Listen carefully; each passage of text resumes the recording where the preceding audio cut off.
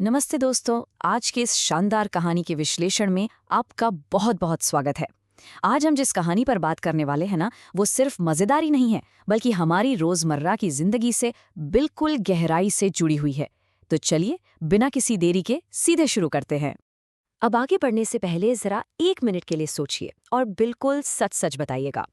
क्या आप भी कभी कभार आज का काम कल पर टाल देते हैं? मतलब कभी ऐसा हुआ है कि कोई ज़रूरी होमवर्क या घर का काम हो और आपने सोचा हो कि अरे छोड़ो ना, कल कर लेंगे। अगर हाँ, तो यकीन मानिए आज का ये विश्लेषण बिल्कुल आपके लिए ही है। तो चलिए, सबसे पहले बात करते हैं हमारे पहले भाग की, जंगल के दो तोते।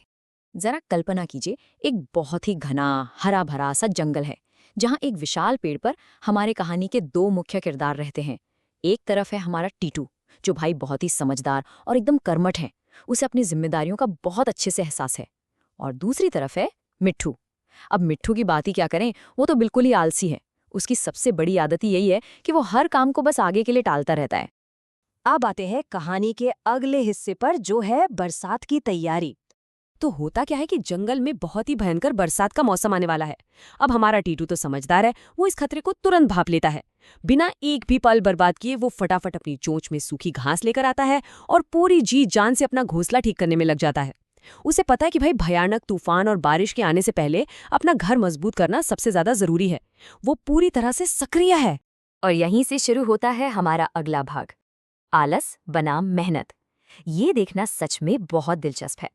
एक तरफ जहां टीटू अपना पसीना बहा रहा है, वहीं वो अचानक क्या देखता है? वो देखता है कि मिट्ठू पेड़ की एक डाल पर बिल्कुल आराम से बेफिक्र होकर सो रहा है। टीटू एकदम हैरान रह जाता है और उसे चेतावनी देते हुए कहता है, मिट्ठू, तुम अभी तक आराम कर रहे हो? बरसात का मौसम बसानी ना ला यार, जल्दी से अपने घोंसला ठीक कर लो, वरना पानी से कैसे बचोगे? उसकी आवाज में एक जिम्मेदारी भी है और अपने दोस्त के लिए बहुत ज्यादा फिक्र भी। लेकिन हमारा मिट्ठू, वो तो अपनी दुनिया में है। वो एक लंबी सी जम्हाई लेता है और बड़ी लापरवाही से कहता है, हाँ कर लूंगा ना, इतनी भी जल्दी क्या है, अभी तो बरसात आने में बहुत समय है। जब बारिश आएगी तब की तब देखूंगा, अभी तो मुझे आराम करने दो। मतलब आप देख रहे हैं, ये साफ साफ दिखाता है कि वो आने वाले खतरे को पूरी तरह से नजरअंदाज कर रहा है। इसके बाद कहानी एक नया मोड़ लेती है। भाग 4 में किट्टू बंदर की दुर्घटना।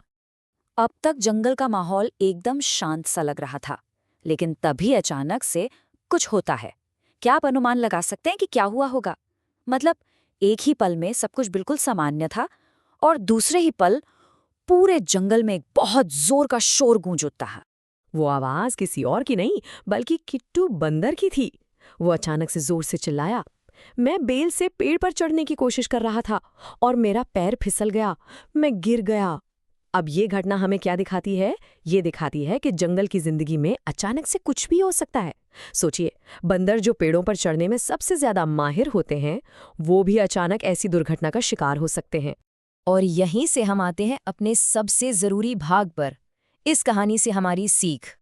अब आप शायद सोच रहे होंगे कि यार, किट्टू बंदर के गिरने का मिट्ठू के आलस से भला क्या लेना देना है? तो बात दरअसल ये है कि यहाँ हम 3 बहुत ही मुख्य बातें सीखते हैं। पहली बात, बरसात का मौसम हो या जिंदगी की कोई भी आने वाली चुनौती, वो हमेशा पहले से तैयारी मांगती है। दूसरी बात, किसी भी काम को कल पर टालना आपको बिल्कुल असुरक्षित छोड़ देता है, ठीक वैसे ही जैसे मिट्ठू बिना घोंसले के बारिश के सामने बिल्कुल बेबस होने वाला है।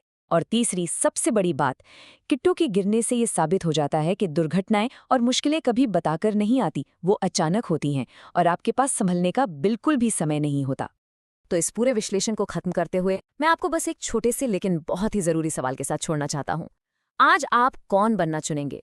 अपनी जिम्मेदारियों को समझने वाला और हमेशा तैयार रहने वाला कर्मठ टीटू, या फिर हमेशा कल पर काम टालने वाला और आने वाले खतरों से अनजान रहने वाला आलसी मिट्ठू? देखिए, चुनाव पूरी तरह से आपका है। अपनी आदतों के बारे में थोड़ा सोचिएगा जरूर, क्योंकि याद रखिए, सही समय पर की गई तैयारी ही आपका सबसे असली और मजबूत बचाव है।